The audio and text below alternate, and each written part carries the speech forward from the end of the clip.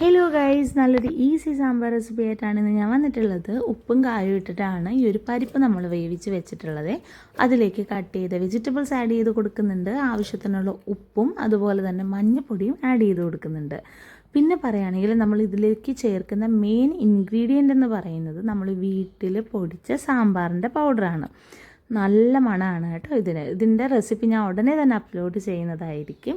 So നമ്മൾ കുറച്ച് വെള്ളം എടുത്ത് ഏകദേശം ഞാനൊരു 2.5 സ്പൂണോളം ഇട്ട് കൊടുത്തിട്ടുണ്ട് സാമ്പാർ പൗഡർ. നല്ലപോലെ ഒന്ന് മിക്സ് ചെയ്തതിന് ശേഷം നമുക്ക് കുക്കറിലോട്ട് ഒഴിച്ച് ഇനി ഇത് അടച്ച് വെച്ചിട്ട് ഹൈ ഫ്ലെയിമിൽ ഒരു വിസിൽ വന്നാൽ മതി. അപ്പോഴത്തേക്ക് നമ്മൾ വെജിറ്റബിൾസൊക്കെ ഏകദേശം വെന്തിട്ടുണ്ടാവും. ഈ ഒരു ടൈമിൽ നമുക്കൊരു നെല്ലിക്ക വലുപ്പത്തിൽ പുളിയെടുത്ത് വെള്ളത്തിൽ മിക്സ് ചെയ്ത് വെക്കാം.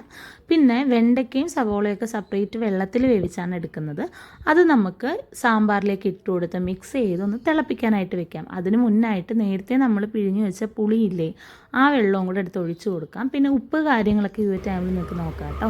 നല്ലൊരു തിള വന്നതിന് ശേഷം നമുക്കിനി താളിക്കാനുള്ള പരിപാടി നോക്കാം. ചട്ടി ചൂടായിട്ട് വരുമ്പം എണ്ണ ഒഴിക്കുക, കടുക് ഇട്ട് കൊടുക്കുക. പിന്നെ നല്ലപോലെ പൊട്ടി വരുമ്പം വറ്റൽമുളകും കറിവേപ്പില ഇട്ട് കൊടുത്ത് നല്ലപോലെ ഒന്ന് മിക്സ് ചെയ്യുക. ഈ ടൈമിൽ കുറച്ച് ഉലുവാപ്പൊടിയും അതുപോലെ തന്നെ നമ്മളുടെ സാമ്പാർ പൗഡറും കൂടെ ആഡ് ചെയ്ത് കൊടുത്താൽ നല്ല മണമായിരിക്കും കേട്ടോ.